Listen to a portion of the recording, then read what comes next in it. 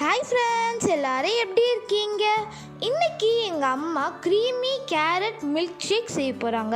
சரி வாங்க எங்கள் அம்மா எப்படி செய்கிறாங்க பார்க்கலாம். 1/4 கிலோ கேரட் எடுத்துக்கோங்க. நல்லா தோல் சீவிட்டு நல்லா வாஷ் பண்ணிவிட்டு பொடி பொடியாக கட் பண்ணி வச்சுக்கோங்க. அது வெஜிடபிள் கட்டரில் போட்டு நல்லா கட் பண்ணி எடுத்துக்கலாம். ஒரு 4-5 முந்திரியை கொஞ்சம் ஊற வச்சுக்கோங்க. உங்கள் டேஸ்ட்டுக்கு தகுந்த அளவுக்கு சுகர் எடுத்துக்கோங்க. கொஞ்சம் ஏலக்காய் பொடி, பால் 1 கப். ஒரு குக்கரில் நம்ம கட் பண்ணி வச்சுருக்க கேரட் எல்லாத்தையும் போட்டு கொஞ்சமாக ஒரு 1/2 டம்ளர் தண்ணி ஊற்றி நம்ம வேக வச்சு எடுத்துக்கலாம்.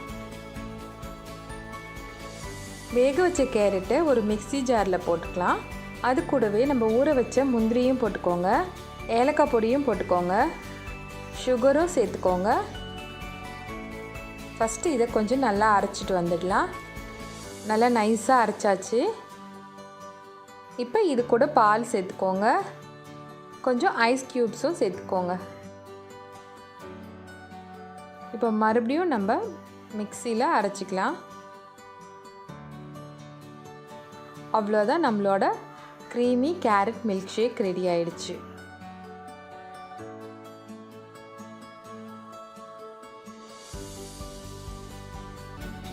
இதுக்கு மேலே நம்ம கொஞ்சம் பாதாமும் பிஸ்தாலாம் போட்டுக்கலாம்.